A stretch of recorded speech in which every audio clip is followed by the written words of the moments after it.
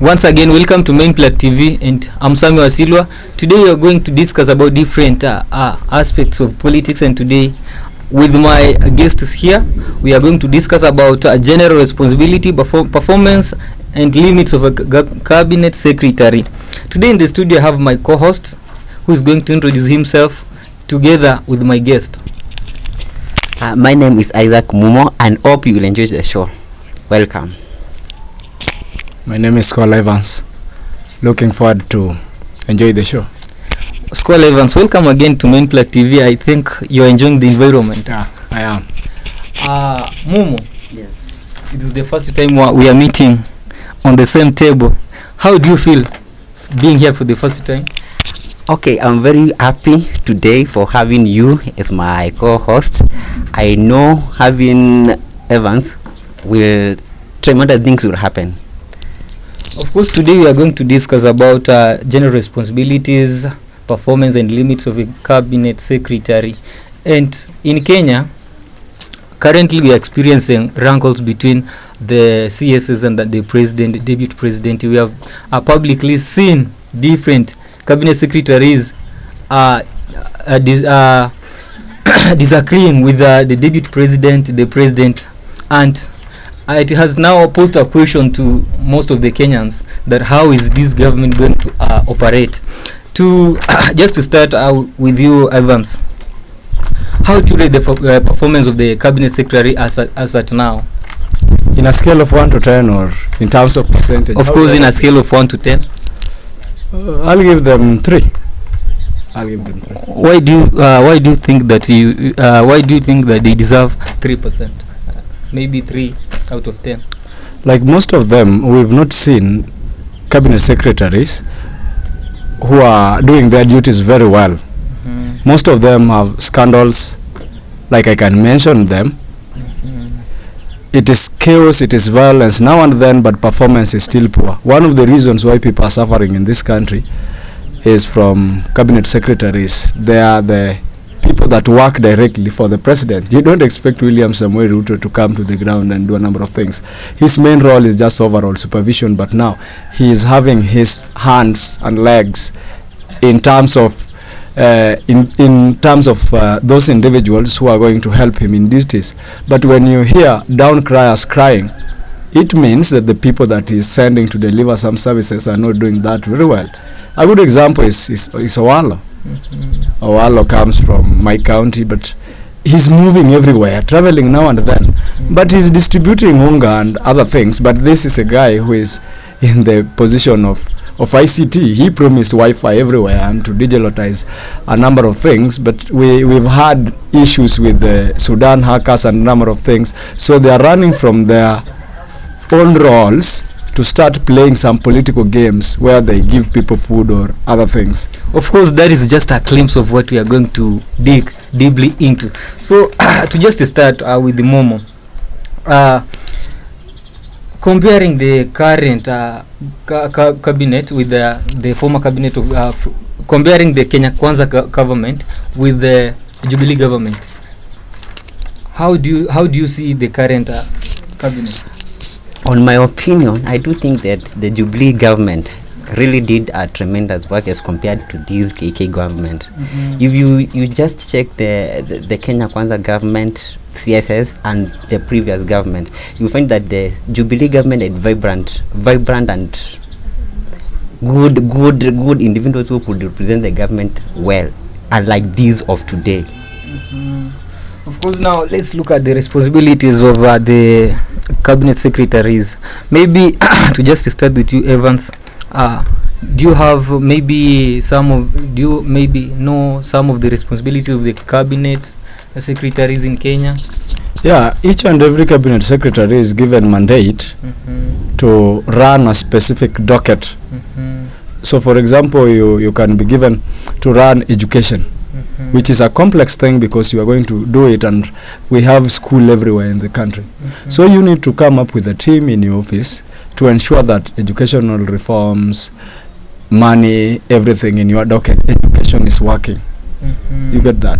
So once you are mandated to be the cabinet secretary in that sector, your duty number one is to ensure that all roles, everything is working smoothly without problem, and in case of any problem that are arising in those areas, you are responsible directly, you respond to them.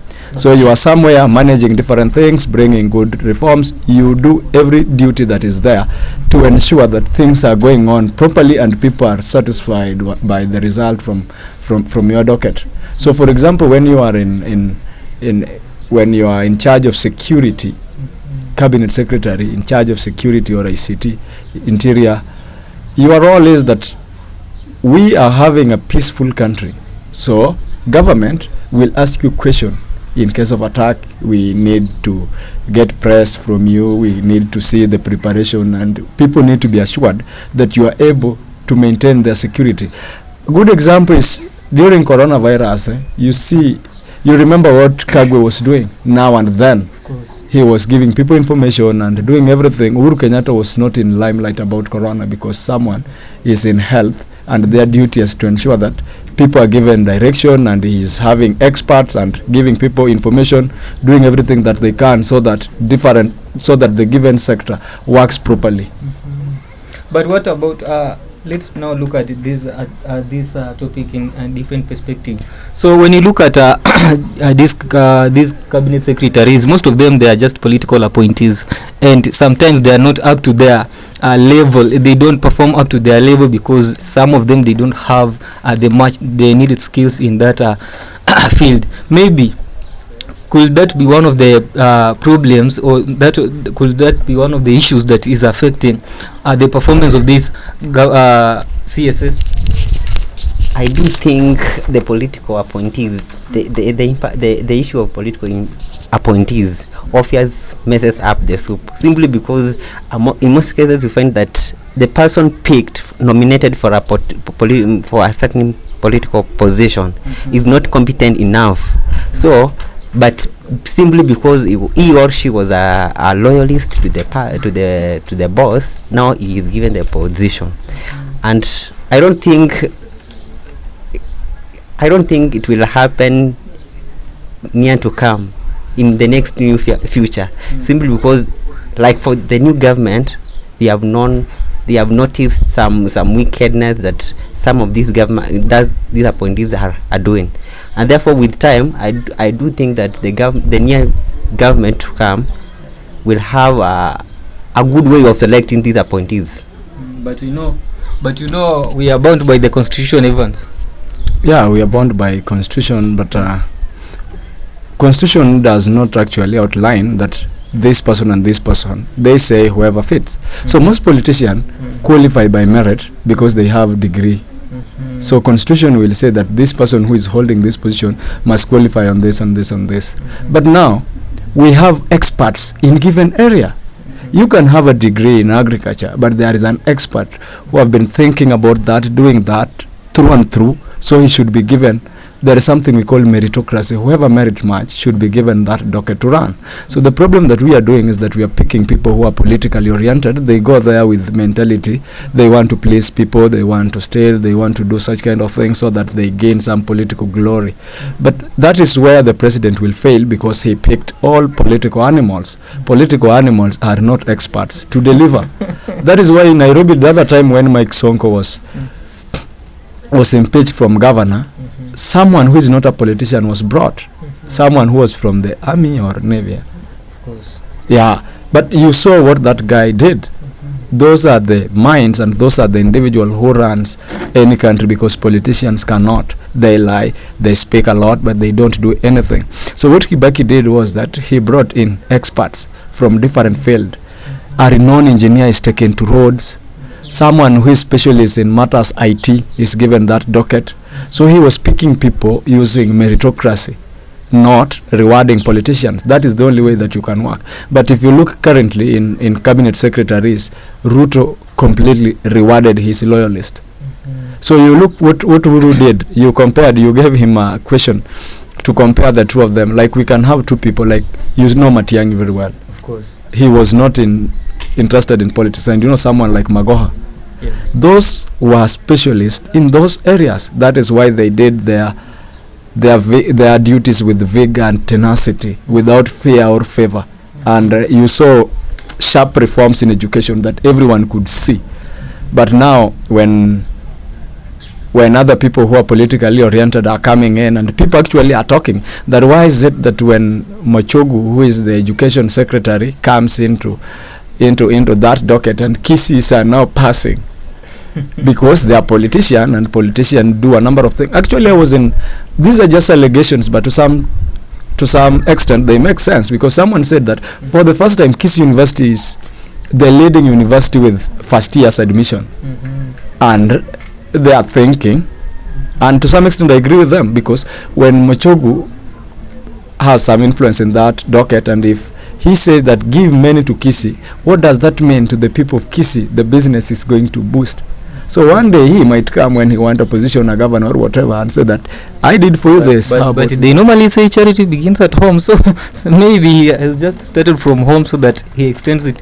It is a charity that you cannot extend, because you cannot be having majority of all students here and all students there. You cannot do that.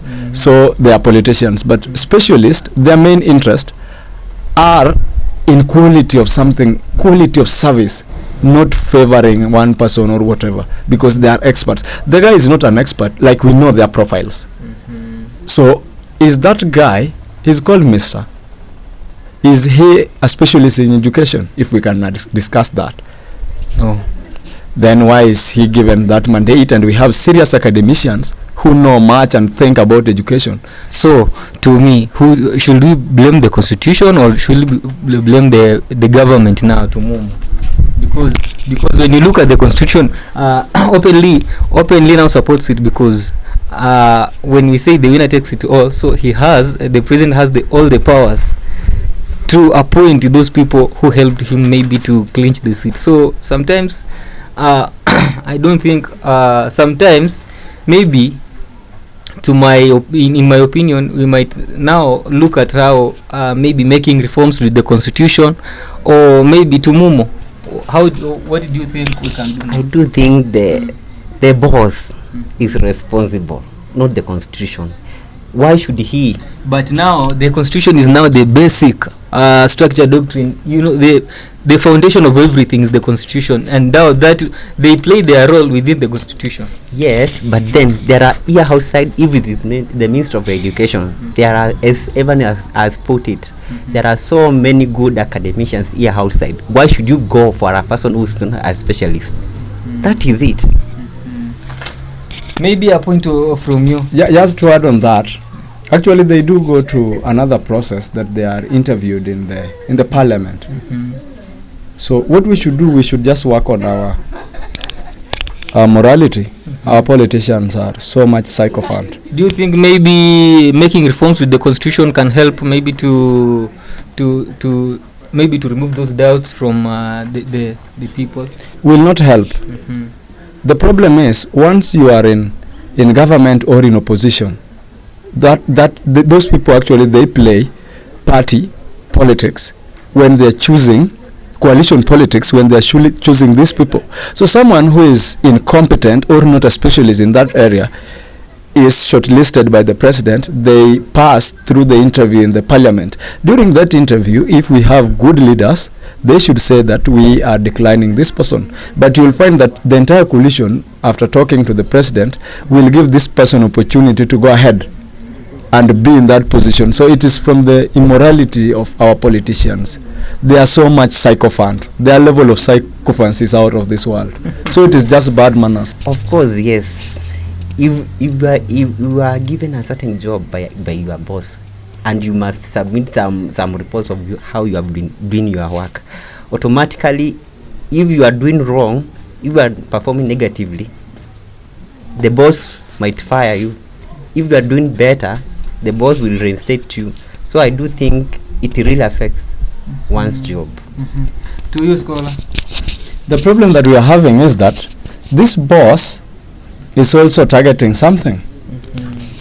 Elections. So we have other cabinet secretaries that command numbers from their tribes. So if you are a Kikuyu and you know very well that you have following from where you come from, you are likely to be reluctant, because you know that in the next 3 years the boss will not ask me out, because in the next 3 years he'll need me and my vote. So the boss is also compromised. because he picked this individual to reward him during 2027 elections. That is why. Actually, he is not rewarding them because they helped him in 2022 with the politician. That is done and dusted. After getting power, they are targeting next. So these people were all appointed again so that they can help the president to get votes in 2027. So these people who are vital in vote hunting for the president, they are likely to be tough-headed. They are likely to steal. They are likely not to comply with anything because they know president will not risk taking them away. Doing that, they'll go with the opposition leader and they will shake the ground of president. Actually, William Ruto now is having one big task in his brain, and that is, how do I win 2027 election easily? That is how every politician, after winning one seat, they think about the next election, not the next generation. So he knows vital people from Kikuyu, from different areas, so those people are not threatened. So that is also likely to make them not perform very well. Others are also afraid because maybe they don't have, they're young and they can be removed anytime. So it is both yes and no. So you mean that you should now, maybe the parliament should come up with maybe policies maybe that protects these cabinet secretaries from now being maybe dictated by the president? No, that will not be possible because president is the one who appoints them. You get that? Then the only place that these people can be put, their feet can be put near fire so that they feel heat, is from the people. When people are crying that we are not getting services, better services, you get that? But that rarely happens because president appoints them when he's having his own interest too. So these people are having their individual interest. The president is also having interest in them. Others actually are for political reasons. He will remove a few to please other community. So he will start trading with them actually. Let me remove this so that I please this community because they are loyal. Talking of that, of course, we have been having this notion that the president, of course, the current president William Ruto, has mostly picked from his community and those communities that supported him much. But to me, I have seen as now extended it to other communities that never supported him. So, do you agree with the people that maybe this one is also a factor that is affecting their performance, because most of the people are saying that he majorly picked from his community? I don't think that is so. If let's give credit where it deserves. When you check the Kenya Kwanza government, you find that it collects ministers from all over the country. Check, we have the Luos, we have the Kikuyus, we have the Kampas from the cause. For the cause, I do think it really symbolizes have the nation face. Yeah. To you, Evans, Momo has just come up with another perspective. Do you see these CSs like portraying the public picture that public maybe now bringing out the image of the country? We should now like their communities that the president has picked from his own community, and of course now we are lacking this public or national outlook in the ministerial. Maybe I think it was all in the media that fine, we have people from different communities like Luo and other communities, but majority, sometimes we look at majority. We have many CS and we have few communities, if you look at it that way, big communities, that is. So you find that maybe you can have 2 Luos and 8 Kalenjin. The ratio is not proportional, which we can understand because a man is likely to reward his people. The problem is these positions, those people also have some powers, these cabinet secretaries, to give other people job opportunities and the people who sits in the office and tend and such kind of thing. So the problem is always, if you pick one Kikuyu, this Kikuyu is likely to pick other Kikuyu till you reach the sweeper. So at the end of the day, you will find that one community is benefiting much. So if you have 2 Luos and you have 8 Kalenjins in that proportionate, these people will pick people from their backgrounds. So if there are many, one tribe he's likely to bring other people. They are likely to choose people based on their ethnicity rather than competence. And my opinion is that people, whether they are these cabinet secretaries or the people that they are going to work with, or where they are coming from, like that balance should be there, number one. But the biggest factor is you choose people based on the competence, not rewarding loyalists or having people from your community so that they start singing around mtu wetu wako kwa serikali. Like, it's not a good image, because we want someone who can deliver.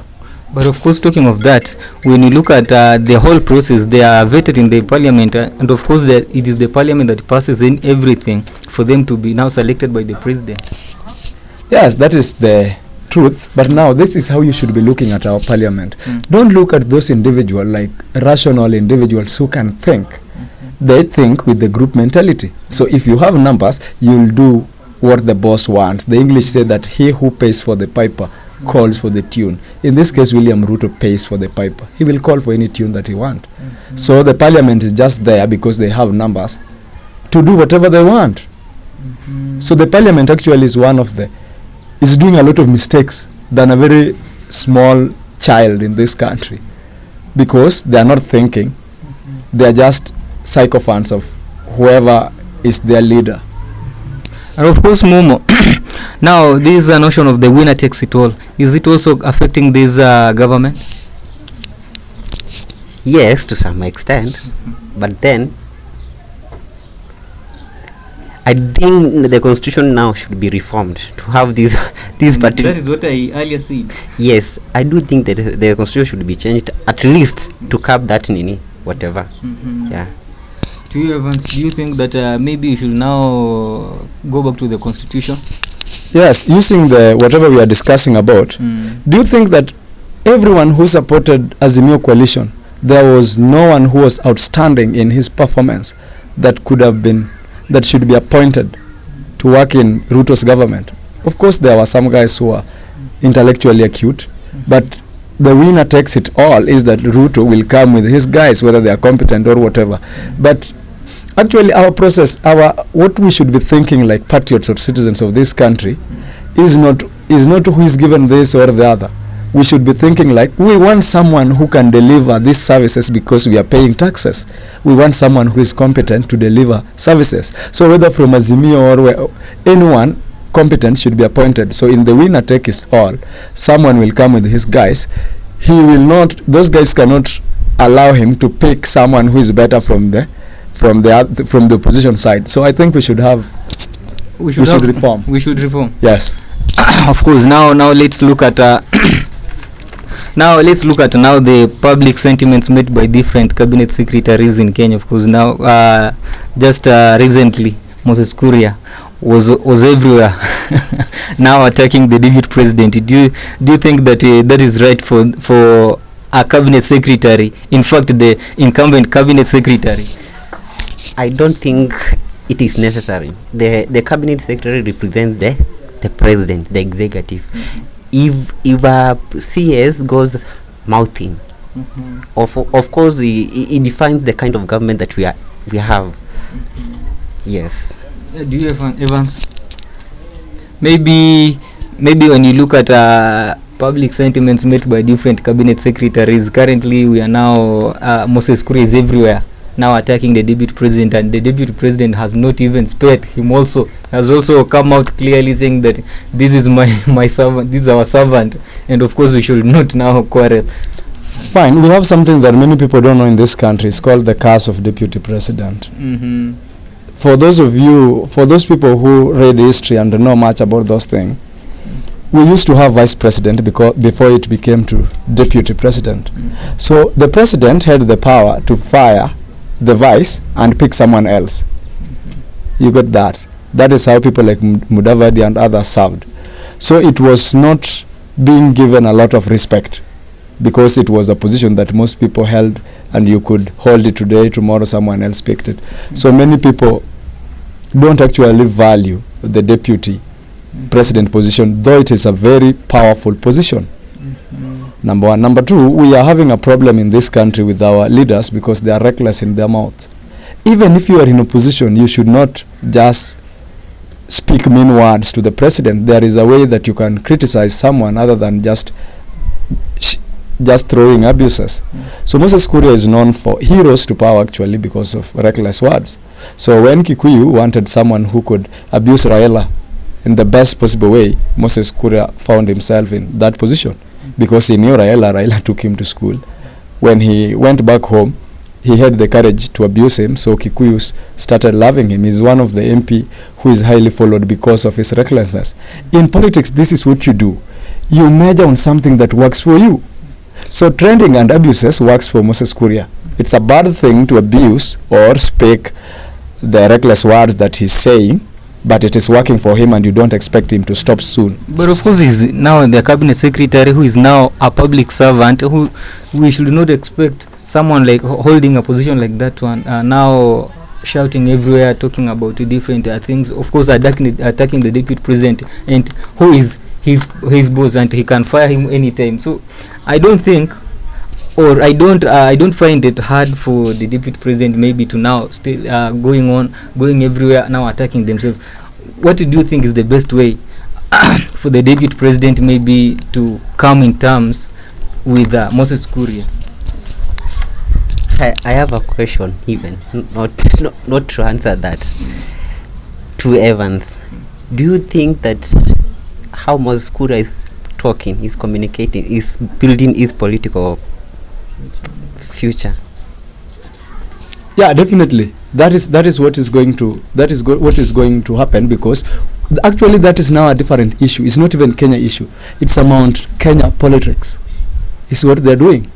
And the guy thinks that he's the kingpin actually. He thinks he has got power than Rigathi Gachagua, and you can give him some benefit of doubt because he has been in the game more than Rigathi Gachagua. He worked closely with Uhuru Kenyatta. He abused him, and in the other side. So Moses Kuria is trending globally. I wrote a very good article about how you become popular in Kenya politics, and number one of those things actually is to do something funny so that you trend. It works like a charm. You can see that even with celebrities. You do a stupid thing, you trend, you have numbers. So our society and Kenyans are having a mental problem. They are ignited with negative things. So when things will turn, and Moses Kuria today comes to start working with Raila Odinga, like always will like him because he will be abusing who? Gachagua. So he's just playing his cards. It's a bad thing, but it will work for him. It has been working for him. He just know that I'm placing this target, then he start throwing these things. Then he will be used by president actually. Like the other time president came out openly to say that I must also have people who defend me. Number one of them is Moses Kuria, because media is against me. Now I must also have someone who... So he's a tool. The way he's speaking recklessly, he knows that he's very close to the boss. The boss will not fire him. If the boss is having wrangles with Rigathi Gachagua, they are big men that cannot sit down and have harsh words. So you send your dog. And that is... Do you mean that Rigathi Gachagua can't speak for the president? He can speak for the president. If the president wants to say a bad thing or attack someone, like he cannot come, maybe Ruto, because I've seen some reckless words from him, mambo ni matatu, so that was also bad. But the kind of leaders that we are having, they're playing dirty games. So if he could say mambo ni matatu to that business person who is a nobody, how about someone who is politician who is also likely to go into that dirty game? He must have someone to speak for him. Now that is the position actually that Moses Kuria is holding in that government. The statement that he's speaking, you don't even expect him as someone who is a cabinet minister. He is not caring about his position because he knows that is just a title that is there. But now he's having some roles about power, where now power resides. One of it is being courageous that you can say anything. Now back to Wasilwa. How should the CS communicate? Basically, to me, when you look at the CS is someone who is now holding a public office, and he's now a public servant, and to me I do expect that he should now work within the limits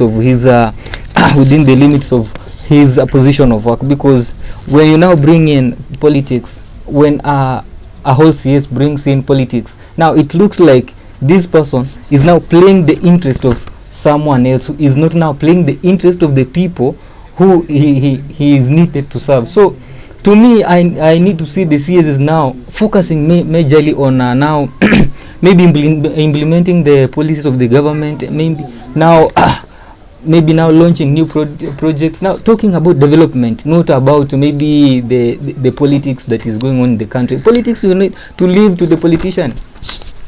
Evans, the same question. How should a CS communicate? Definitely, if you are holding position of leadership, that's a very high position that he's holding, because he's interacting with people from other civilizations and other countries too. So we expect absolute decorum. Each and every word, your tone, and how good you can speak to people, influence them, because you are a leader. But he's off the line. So we have two things that happens with these issues about politics. The first thing is, we know what is right and what is expected of you.